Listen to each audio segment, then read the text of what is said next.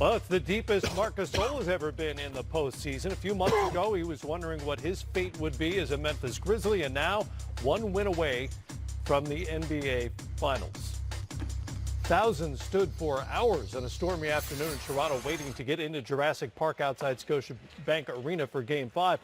Kenny Smith and the Inside the NBA crew are a game-time decision as to whether they'll be inside or outside. So tune in at 8 Eastern to find out which way they decide to go. All right, Kenny, interesting series, obviously. We've had different types of games along the way. For you, why are the Raptors a win away from the finals and the Bucks fighting for survival tonight? Well, before we even do that, we have to acknowledge that you are amongst UNC North Carolina greatness right now. Oh, yeah. I'm surrounded. Adding Greg Anthony to the new North Carolina family. Welcome, Greg. I haven't given you the formal. I'll give you the secret handshake when we see you. We'll do that. You are we'll now do that officially during the final. a Tar Heel. Thank no you. doubt. I appreciate If you want to keep No, it a but, secret, you probably don't want to do it over TV. No, that's not a good thing. Not That's not a good thing. Not now. But, you know, it's a great series. It's fluid. You know, Charles and Shaq has that others phase. You know, what did the others do? What I say, when you have one guy who is, you know, dominant offensively like Kawhi and Giannis is, there's no such thing as others. You have to perform. Other guys on the team have to perform as a team. You're not going to win. You obviously, when Van Fleet played well, they win. Brogdon played well, they win. Hill played well. You know, it depends on a plethora of things now, and this is a true team. It reminds me when we were in Houston, our first championship, when we had Dream. But if other guys didn't perform well, you lose the game. Yeah, that's exactly true. You don't see teams reach this level without great superstars. So that leads me to my next question, which is, what has this series shown you about the two team superstars, Kawhi and Giannis? Well, that they're dictated how great they are at times, how well everyone else plays. Like, you know, they're not exempt from the fact that they could just play great and win. You know, that's what I see. Or they're not exempt from the fact that they could play poorly and win. So it is about a team effort. And these two teams, you know, the Bucks along with the Raptors are two teams that are, I think, exemplify teamwork and a unit more than individual play, as we've seen a lot of guys trying to get together and play on superstar-led teams. You don't see that here. Kenny, you talk about the others, and one of the guys that's not an other, that's supposed to be a star in this series that has been struggling, has been Chris Middleton. Chris Middleton only averaging about 13 points per game. Those numbers drastically down from the regular season. What are you seeing that's leading to his struggles, and what would you do to get him off if you were the coach of the Milwaukee Bucks? Well, what they're doing is, you know, they're playing a 3-2 zone. You know, the Raptors, you know, a high extended 3-2 zone. Basically, this is what you do when you first learning how to play basketball, 3 out, 2 in.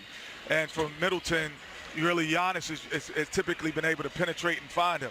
But on the 3-2 zone, we say we just stay home with Middleton. On that side, when he drives right and Middleton's on the right, we stay home and the other man comes to help early. If he's on the other side, we stay home, and then we have the natural chap on the left side of the floor. So for him, it's going to be to create opportunities baseline, create opportunities where Giannis typically would do it, from the top of the floor. And he has to get himself involved in pick and rolls. I think once he gets rebounds, he should push the ball himself instead of looking for Bledsoe or Giannis to create offensive opportunities for himself. Otherwise, he's going to be what I've been in my career at times at this stage, a 9-10 shot shooter at most. You know, he's got to have his attempts up to 17, 18 shots. Yeah, it's a great point. Are you surprised at all by the fact that Milwaukee doesn't seem to make any adjustments in terms of how they're running their offense? Giannis seems to be in the same spot for the most part, trying to attack at the top against that 3-2. There's no weak side cutting. They're not running any action to move the eyes and the feet of Toronto, who, to me, too good defensively to allow them to just load to the basketball, particularly in Giannis' case, where he doesn't have the confidence to shoot the jump shot.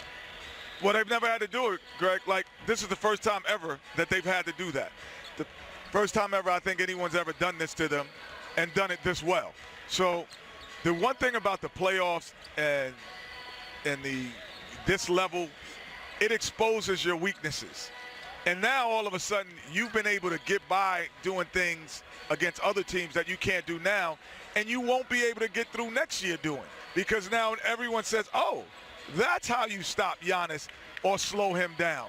So now he's going to have to, and Bud is going to have to do something different so they don't take a dip next year or tonight and go home. So to me, I don't know if you can teach that this quickly, because they start out trying to do something, Greg, and then all of a sudden about midway through the second quarter, we notice Giannis is back on top. Yeah. 3-2 zone is set.